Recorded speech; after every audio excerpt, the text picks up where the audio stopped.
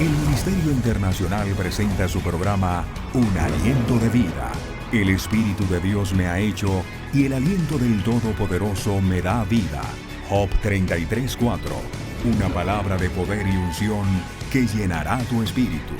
Con ustedes, el pastor Jorge Enrique Gómez. Bienvenidos. Qué alegría poder en esta hora llegar a todos los hogares para poder compartir el mensaje de la palabra de Dios.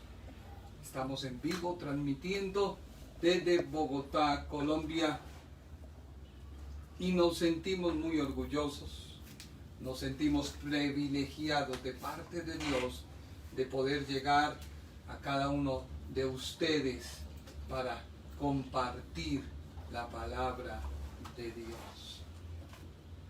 Padre Celestial, te damos gracias por esta noche, por cada persona que nos ve, por cada amigo que en esta hora está entrando en la sintonía. Te pido a ti, Señor, que tú les bendigas, que tú les guardes, que tú añadas bendición a todo lo que ponen sus manos. Que aquellas personas, Señor, que están afligidas, cansadas, necesitadas, puedan recibir un toque de tu presencia. Tú conoces los anhelos y deseos de nuestro corazón. Y nuestro deseo es honrar tu nombre, glorificar tu nombre, exaltar tu nombre, llevar tu nombre a aquellas personas, Señor, que necesitan de ti, que tú los vas a alcanzar con tu amor. Aquellas personas, Señor, que me escuchan, yo te pido a ti, Señor, que tú los toques, Señor. Tócalos, Señor. No venimos una noche más a traer una impresión de conocimientos. No venimos en esta noche a traer una expresión de cosas, sino venimos a glorificar y a exaltar tu nombre, porque solo tú eres digno de recibir gloria, honra, alabanza y poder. Gracias, Señor. Gracias, Padre Celestial, porque tú eres bueno, porque para siempre es tu misericordia y tu fidelidad. Gracias, Señor, te doy a ti por cada momento, cada instante que tú nos permites glorificar y exaltar tu nombre. Trae bendición a cada persona. Aquellas personas que nos han escrito, aquellas personas que nos han llamado, clamamos a ti por ellos. Tú conoces la necesidad de cada corazón. Me uno a la oración de ellos, Señor, para pedir a ti una respuesta, un pronto auxilio, porque tú eres bueno, porque para siempre es tu misericordia y tu fidelidad. Te alabo, Señor, y te bendigo en el nombre de Jesús. Amén y amén. Gracias por permitirnos poder llegar a tu casa. Gracias por escribir los comentarios, por compartirlas, todo lo que hacemos. De verdad estamos agradecidos y le damos la gloria a Dios, porque ese es nuestro anhelo, que tú seas edificado. No buscamos un lucro económico, por el contrario, hemos hecho las inversiones de nuestra empresa y estamos agradecidos con Dios por ello, porque nuestro único propósito es glorificar a Dios, edificar tu vida con la palabra de Dios. Hoy seguimos hablando acerca de Romanos, esta hermosa carta a los Romanos, que es la base para que tú y yo podamos entender nuestra vida cristiana. Y hoy vamos a hablar acerca de la presencia de Dios. No te vayas, quédate con nosotros. Hay muchas personas que cuando escuchan algo que quizás no conocen, cierran sus oídos, pero hoy ábrelos, porque Dios tiene algo muy hermoso para ti. Hemos tenido miles y miles de trabas. Yo sé que esta noche va a ser una noche de bendición, una noche donde tú vas a ser edificado. Muchos velos se van a correr, muchas inquietudes que hay van a ser resueltas por la misma palabra de Dios. La presencia de Dios. Dice la Biblia en Primera de Pedro, capítulo 1, versículo 2. Ayúdame, amor, por favor. Primera de Pedro, a escribir los versículos. Primera de Pedro, capítulo 1, versículo 2. Dice la Biblia: elegidos según la presciencia de Dios Padre en santificación del Espíritu, para obedecer y ser rociados con la sangre de Jesucristo. Gracia y paz os sean multiplicadas. La primera carta de Pedro está dirigida a los gentiles. Esta carta está dirigida a los gentiles porque esta carta, a diferencia de las cartas escritas por el apóstol Pablo, no va dirigida a una iglesia en particular. Recordemos que el apóstol Pablo dirigía sus cartas a una iglesia específicamente, a Éfeso, a los filipenses, también a los corintios, y así, etcétera, etcétera. Timoteo le escribió a Timoteo, y así sucesivamente. Esta carta no. Así que podemos decir y podemos establecer que el apóstol Pedro, escritor de esta carta, le está escribiendo a los gentiles, personas que habían recibido el mensaje de salvación. Así que tú y yo tenemos que tener muy en claro quiénes eran los destinatarios de la carta primera de Pedro, a quiénes eran dirigidas y en qué términos se dirigió para el apóstol decirle: ustedes son destinados según la presencia de Dios. La presencia de Dios, es el preconocimiento que Dios tiene acerca de cada persona. En el estudio anterior hablábamos que Dios prepara el plan de salvación para aquellos hombres y mujeres que saben que van a recibir a Jesucristo. Hoy vamos a estudiar: Dios elige a las personas según su presciencia, que es la base del conocimiento anticipado que Dios tiene sobre cada una de las personas. Por eso, sin duda alguna, en Primera de Pedro, capítulo 1, versículo 1 y versículo 2, el apóstol le dice: ustedes son elegidos, son llamados. Y esta carta y estos versículos están mostrándonos un cuadro de lo que es la iglesia de Cristo. Permíteme desarrollar mi tema. No te vayas, no te vengo con algo diferente. Te vengo con un mensaje que Dios quiere que tú en esta noche me atiendas. Si alguien elabora un plato de comida o alguien hace un invento, le pregunto, ¿esa persona no sabe acaso cómo funciona y cómo es que cada elemento que fue utilizado hacen que ese alimento o ese invento funcione como ella lo concibió? ella antes de empezar a hacerlo, tuvo que hacer un análisis, un plan de trabajo. Y una vez empezó a hacerlo, ese plan de trabajo lo lleva hasta su fin. Así sucede con las personas.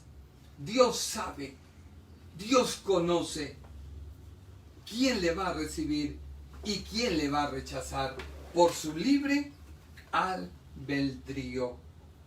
Mira lo que dice Efesios capítulo 1, versículo número 4. Porque tú hoy vas a entender por qué Dios habla de una elección en el Antiguo Testamento y luego habla de una elección en el Nuevo Testamento. Y cuando tú me entiendas y me comprendas, vas a saber cómo es que Dios llamó en un tiempo y hoy llama en otro tiempo. Dice la Biblia en Efesios 1:4, también en Cristo Él nos escogió por amor antes de la creación del mundo, para que fuéramos su pueblo santo, es decir, libres del pecado ante Él. Tú podrás tener una pregunta y decir, pero ¿cómo así? Antes de Dios crear el mundo, ¿ya sabía que yo iba a ser salvo? Sí.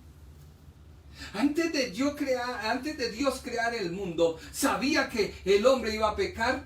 Sí. Dios vive en un eterno presente. Un día para Él es como 1000 años como un día. Así que para la mente de Dios es fácil preconceber las cosas. Cuando tú fuiste al prejardín, fue una etapa que quemaste. Después empezaste a cursar transición. Empezaste primero y toda tu primaria. Después iniciaste a la secundaria. Y así hasta la universidad, y hoy quizás estás haciendo una especialidad. Así ha sido el trato de Dios con la humanidad. Dios ha tratado con la humanidad de una manera. Imagínate tú en la universidad tratando de volver a prejardín. Lo primero que te va a pasar, y yo recuerdo cuando con mi esposa asistíamos a las reuniones del colegio de nuestros hijos, todos los niñitos nos miraban diciendo, ¿y estos qué? Nos miraban aterrados. Es lo mismo que sentarme yo a recibir clases con mi hija Naomi. Ella mira y dice, pero papá, ¿usted aquí qué hace? ¿O no es así?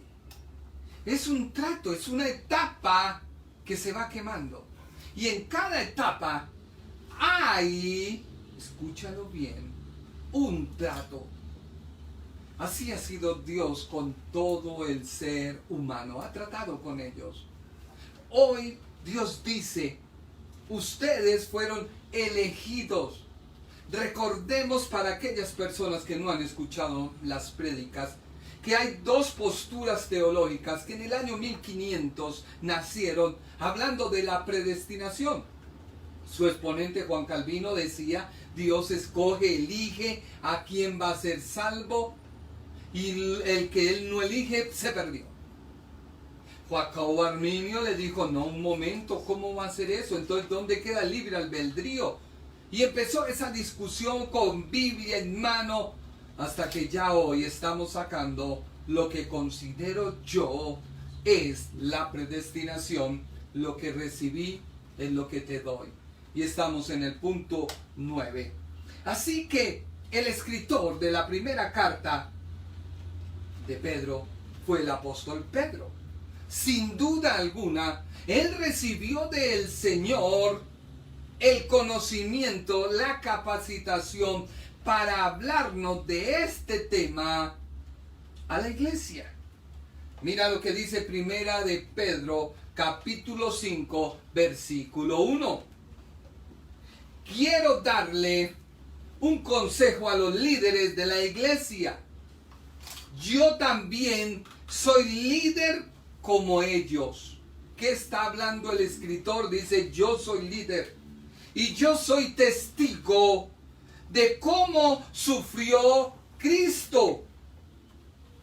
Además, cuando Cristo regrese y muestre lo maravilloso que es Él, disfrutaré de parte de su gloria. Mi consejo es el siguiente. Así que te estoy demostrando que el apóstol Pedro fue el escritor de esta hermosa carta.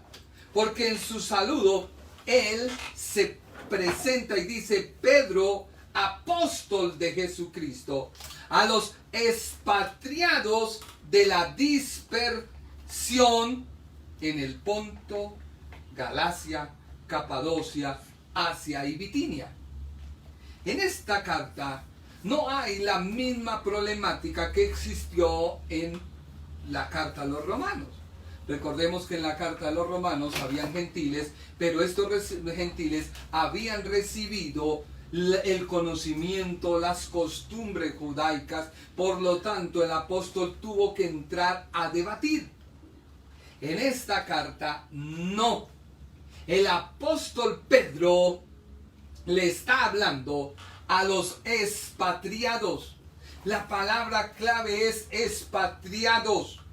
Expatriados, ¿por qué? Según el diccionario, una persona expatriada es cuando sale de su país, cuando sale de su lugar de nacimiento, sale de ciudad. En su gran mayoría salen por problemáticas o porque les trasladaron. Pero aquí hay una clave que esta mañana, cuando empecé a estudiar, me gozaba en el Señor acerca de expatriados. ¿Quiénes son los expatriados en esta era según el trato de Dios que tiene con toda la humanidad? ¿Cuál es? ¿Tú sabes, amor? ¿Qué quiere decir la Biblia con expatriados? Ya les dije que la primera carta de Pedro es un cuadro de la iglesia.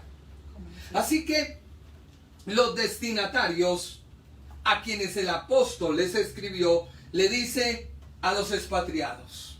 Esta carta va dirigida para ellos, para toda la iglesia. En otras palabras, los exiliados, más que indicar un estado, es una posición constante y permanente de quien entró en ese estado. Parece un trabalenguas, pero quiero explicártelo. Un exiliado entra en un estado. ¿Sí o no? ¿Cuál es el estado? Pues está fuera de su país. Pero este estado, más que serlo, tiene que ser una posición. ¿Qué es una posición? Cuando alguien toma tu lugar. Cuando tú dices, me voy a tomar posesión de tal cosa. No es tuya, pero tienes que arrebatarla. Pero a la vez esa posición, que debe ser constante y permanente, indica el estado en que estás. Un expatriado significa salir, es el estado. A alguien de su patria, abandonar una persona su patria por voluntad propia o debido a presiones. Este vocablo se forma con el sufijo es, que significa fuera de o lejos de. Así que este concepto de expatriados es constante en la Biblia. Escúcheme bien. Este estado que se convierte en posición es constante en la Biblia. ¿Ha oído usted escuchar estas palabras? Somos peregrinos y extranjeros. Vamos a la Biblia para que nadie vaya a decir, mire este hereje. Hebreos capítulo 11, versículo 9. Pedro le dice a los expatriados, ¿Sí o no? Ustedes son elegidos según la presciencia de Dios. Ahora yo quiero mirar los destinatarios y te estoy diciendo que en la Biblia hay una constante, o este concepto de ser peregrino y extranjero es notable en la Biblia, porque es la constante de todos los que llegan al conocimiento del propósito de Dios. Escúcheme bien. Tú eres peregrino y extranjero. Si tienes el conocimiento del propósito de Dios, ¿Dios tenía un propósito con Israel? Sí. ¿Fueron elegidos? Sí. Y entonces viene la pregunta, ¿qué pasó? Porque ahora Dios te dice a ti que seas tú un peregrino y un extranjero y Dios te ha elegido. Entonces, ¿cómo vamos a conciliar esos dos pensamientos? Si eres elegido de Dios, en su presencia, debes tener este mismo sentir de extranjero y peregrino. No hablo de alguien que vaga por el mundo sin rumbo, sin dirección, sin saber para dónde va, sin conocer cuál es la voluntad de Dios para mí. Y empieza la gente a cometer errores. Pero si era la voluntad del Señor, ¿qué pasó? Y la gente empieza a objetarse y a confundirse. Porque tú y yo nos hemos olvidado de algo importante. Hebreos 11:9 dice la Biblia: Abraham confió tanto en Dios. ¿Abraham tenía el conocimiento del propósito que Dios tenía para su vida? Sí. Entonces la Biblia dice: Abraham confió tanto en Dios que vivió como un extranjero en el país que Dios le había prometido. ¿Cómo vivió Abraham? Como un extranjero. Dice, vivió en tiendas de campaña, igual que Isaac, Jacob, a quien Dios también les había prometido ese país. Abraham tenía pleno conocimiento de lo que Dios quería en él, sí. Y vivió como extranjero en la tierra que Dios le prometió. O sea, no se apegó a lo terrenal. Primera de Crónicas 29:15. Primera de Crónicas 29:15. Dice la Biblia: pues ante ti somos como extranjeros que están de paso, igual que lo fueron todos nuestros antepasados. Y nuestra vida sobre la tierra es como una sombra sin ninguna esperanza. Dice la Biblia, ante Dios, el pueblo de Israel, elegido, dice, somos como extranjeros. Andamos por esta tierra sin apegarnos a ella, porque no es mi hogar. Entonces, si tú leíste el artículo que yo escribí, que sé que no lo han podido muchas personas leer porque al abrirlo la letra se distorsiona, pero lo escribimos para el periódico Valores Cristianos. Hablamos acerca del negocio que hay de la mal llamada prosperidad. Dios pide un trueque, Dios pide un canje, o Dios pide que tú vivas en la tierra como extranjero y peregrino. Ahora alguien dirá, entonces el hermano tiene el concepto de los católicos de vivir en pobreza. No, señor. Porque cuando tú vives bajo el conocimiento de lo que Dios tiene para ti, el plan que Dios trazó para ti, y no te apegas a nada del mundo, sino vives en una búsqueda hacia Dios, se cumple lo que dice la Escritura.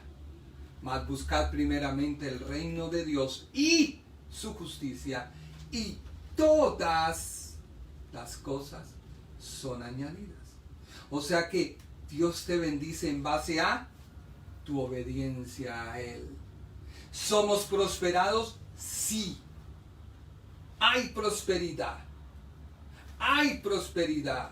Si no hay prosperidad en tu vida, preocúpate, porque ni estás bien con el cielo, ni estás bien con la tierra, y algo te está pasando. Así que la prioridad del creyente debe saber que en la tierra tus riquezas no son tu alegría. Dios es tu alegría que te da las riquezas. Tú debes vivir en la tierra como si no fuera de ella, pero también debes vivir en la tierra como el ejemplo que Dios quiere para los demás, a fin de que tú, siendo ejemplo para los demás, todos se dan cuenta de que el pueblo de Dios es el más próspero que haya sobre la tierra. Abraham no tuvo miles y miles de riquezas. La Biblia dice que tuvo miles. Job no tuvo miles y miles de riquezas. ¿Todos los hombres de Dios no tuvieron miles y miles de riquezas? Sí. Así que existe la prosperidad de Dios. Claro que sí. Mas no por consecuencia de un trueque. Mas no por consecuencia de una oración. Viene por consecuencia de tu caminar en obediencia a Dios. Mira lo que dice el Salmo 39:12. Salmo 39:12. Señor, escucha mi oración. Escucha mis lamentos. No ignores mis lágrimas. Soy solo un viajero que pasa por esta vida contigo. Como todos mis antepasados, solo soy un habitante temporal de este mundo. Así que te estoy mostrando por el Antiguo Testamento que la nación de Israel, que fue elegida por Dios, tenía la constante en su mente de que esta tierra no era su hogar. No era su hogar. Así que aquellos cristianos que se apegan a lo terrenal están fuera de la obediencia de Dios. Mira lo que dice la Biblia en Primera de Pedro, capítulo 2, versículo 11. Yo no te estoy diciendo que tú en esta tierra no aspires a tener cosas. No. Tú debes dejar tu huella. Debes dejar evidencia del Dios a quien sirves. Pero no es una motivación tuya a que lo terrenal es producto de tu buena relación con Dios. Porque entonces todos los que hacen mal y tienen prosperidad, entonces están bien con Dios. No. Entiéndeme bien. Primera de Pedro 2:11. Amados hermanos en Cristo, les hablo como si ustedes fueran extranjeros y estuvieran de paso por este mundo. No hagan nada que obedezca a sus malos deseos, pues esos deseos los llevan a la perdición.